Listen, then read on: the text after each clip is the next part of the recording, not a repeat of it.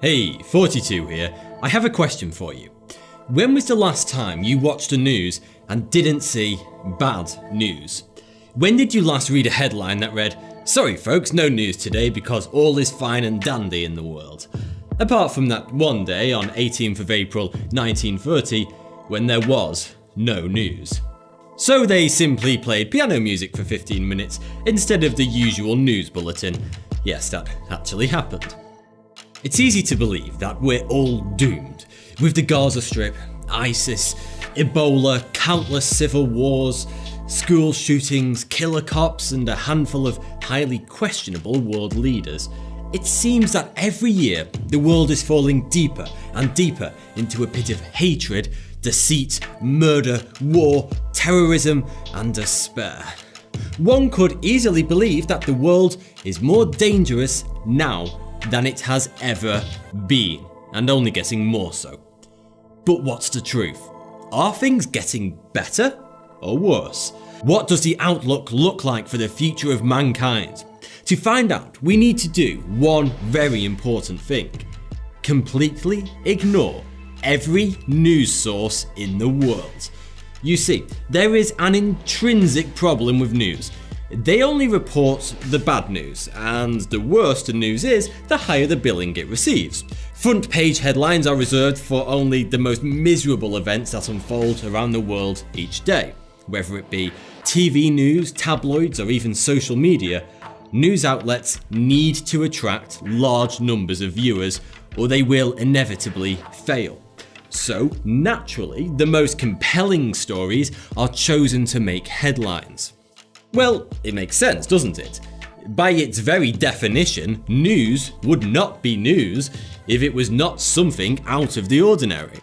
Although it's nice to hear, reporting that millions of cars arrived safely at their destinations this week is not news, but reporting a fatal collision is. And because news only reports the bad events, it gives the majority of people the impression that these awful events are far more likely to occur than they actually do. Headlines would have us believe that terrorists are waiting for us, planning their next attack around every corner, at every airport or transportation system.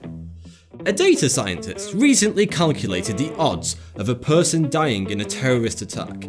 He concluded that your chances are 1 in 25 million. Let me put that into perspective. Your chances of dying in the bathtub is 1 in 680,000. So, you're 36 times more likely to die in the tub than at the hands of a terrorist. Also, you're 2.5 times more likely to become a president and 2 times more likely to become an astronaut than to die in a terrorist attack.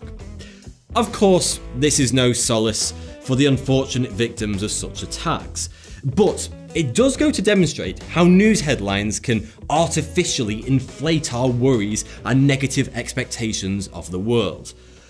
But the reality is really rather different.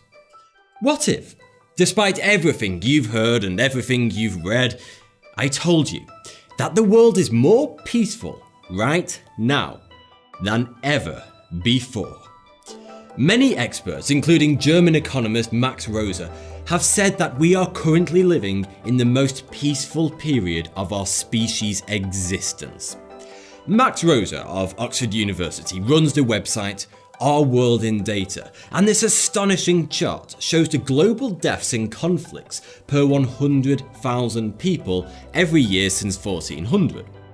The past 15 years have seen a rapid and substantial drop in conflict deaths worldwide. But that's just in war. What about our streets? What about theft, murder, and rape?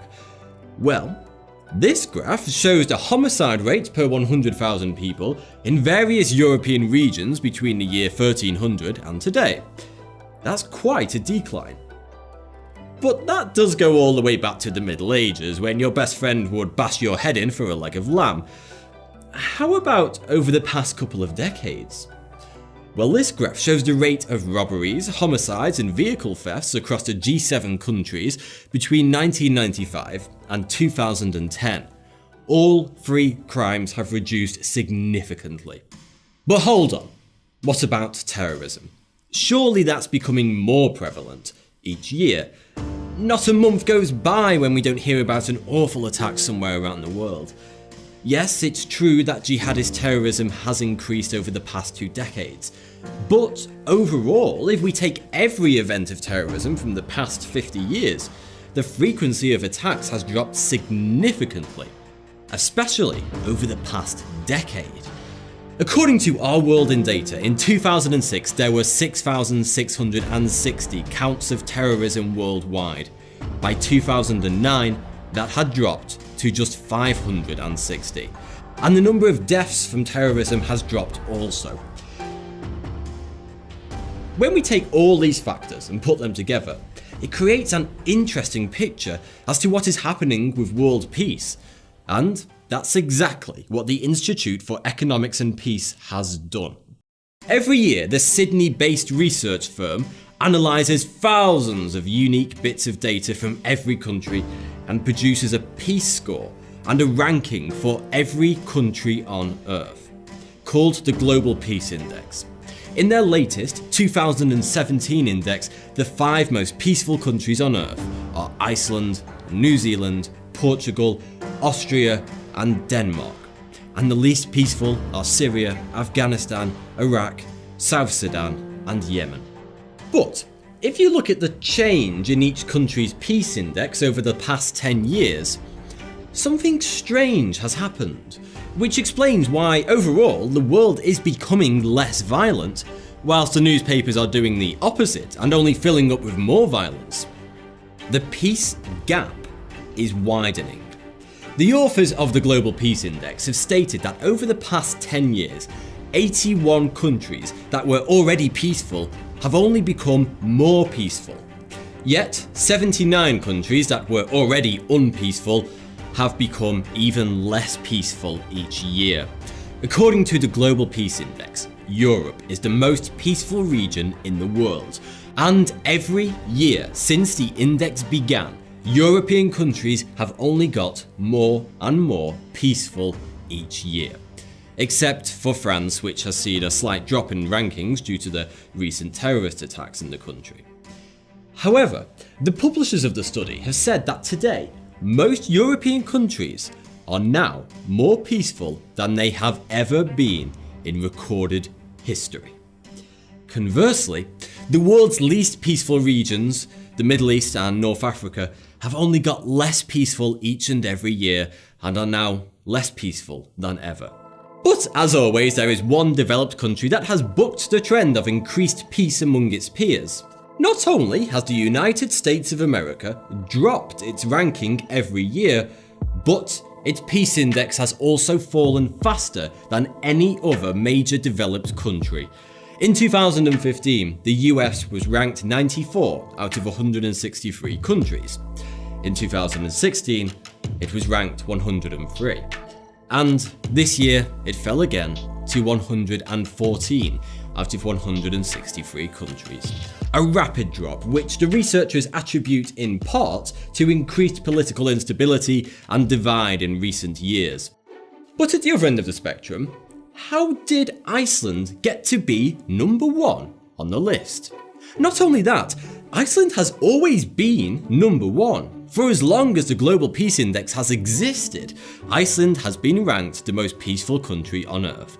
And the reason behind it is fascinating. Iceland isn't the world's most peaceful place because of the country's remoteness and its beautiful scenery, although it certainly does help. Iceland is so peaceful because it has to be. Iceland is one of the harshest environments on the planet, and for hundreds of years the natives have had to take unusual steps to survive the bitterly cold, unforgiving tundra. If they spent all their time fighting one another, they would have perished to the elements, so instead they had to work together to survive Mother Nature itself. Throughout the ages, it has been perfectly acceptable and quite common in Icelandic culture to enter somebody else's house, even if you have never met them before and even if they're not home, and make yourself a cup of tea in their kitchen to warm yourself up. That's a level of trust and community that would be completely unfathomable for citizens of most other countries. But it was born out of necessity for living in such a cold, inhospitable country. And although the terrain is inhospitable, the people are certainly not.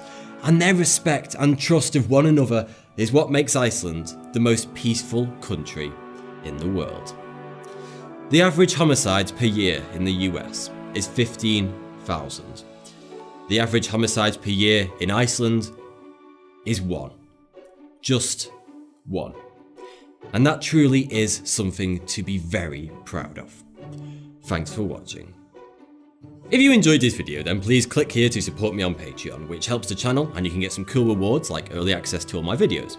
Click here to watch another video, and if you haven't already, don't forget to subscribe.